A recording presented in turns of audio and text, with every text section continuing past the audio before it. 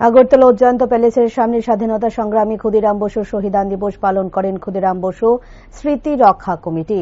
ক্ষুদিরাম বসু স্মৃতি রক্ষা কমিটির সম্পাদক হরকিশোর ভৌমিক বলেন, 11 আগস্ট এই দেশের স্বাধীনতা আন্দোলনের আপসহীন ধারার বীর বিপ্লবী শহীদ ক্ষুদিরাম বসুর 119তম শহীদ দিবস। ক্ষুদিরাম বসুর স্মৃতি রক্ষা কমিটি দীর্ঘদিন ধরে এই দিনটি যথাযোগ্য মর্যাদার সহিত পালন করা হয়। একইভাবে এই দিন আগরতলা রাজবাড়ির স্বামী ক্ষুদিরাম বসুর মর্মর মূর্তির সামনে শ্রদ্ধা নিবেদন করা হয়েছে। তারা মনে করেন, শহীদ ক্ষুদিরাম বসু যে উদ্দেশ্য এই দেশ স্বাধীনতা আন্দোলনের পতাকা বহন করেছিলেন, সে উদ্দেশ্য স্বাধীনতার এত বছর পরও পূরণ হয়নি। তাই ক্ষুদিরাম বসুর এই অপূরণীয় স্বপ্ন পূরণ করতে হলে বর্তমান সময়ে আরো অনেক ক্ষুদিরাম বসু তৈরি হওয়া দরকার। আপনারা জানেন, আজ 11ই আগস্ট আমাদের দেশের স্বাধীনতা আন্দোলনের আপসহীন ধারার বীর বিপ্লবী অগ্নি শিশু শহীদ ক্ষুদিরাম বসুর আজ 119তম শহীদ দিবস। আমরা ক্ষুদিরাম বসু স্মৃতি রক্ষা কমিটি দীর্ঘদিন ধরেই এই দিনটি যথাযোগ্য মর্যাদার সহিত পালন করছি।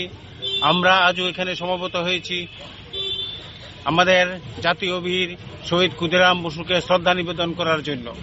আমরা মনে করি, শহীদ ক্ষুদিরাম বসু যে উদ্দেশ্যে আমাদের দেশের স্বাধীনতা আন্দোলনের পতাকা বহন করেছিলেন, সেই উদ্দেশ্য আজ স্বাধীনতার 78-79 বছর পরও অপূরিত রয়ে গেছে।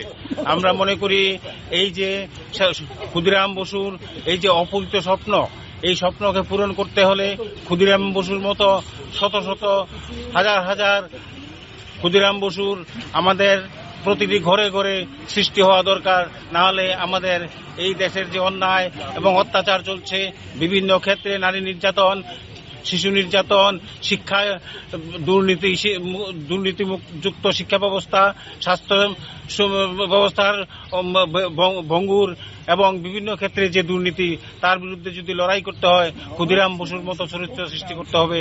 তাই আমরা প্রচেষ্টা চালিয়ে যাচ্ছি ছাত্র, যুবক এবং সমাজের মধ্যে ক্ষুদিরাম বসু সহ সারা ভারতবর্ষের এই যে স্বাধীনতা আন্দোলনের যারা বীর বিপ্লবী, তাদের জীবন চর্চা ছড়িয়ে দেওয়ার জন্য। ধন্যবাদ। নাম এবং আমার নাম হরকিশোর ভৌমিক, আমি শহীদ ক্ষুদিরাম বসু স্মৃতি রক্ষা কমিটির সম্পাদক।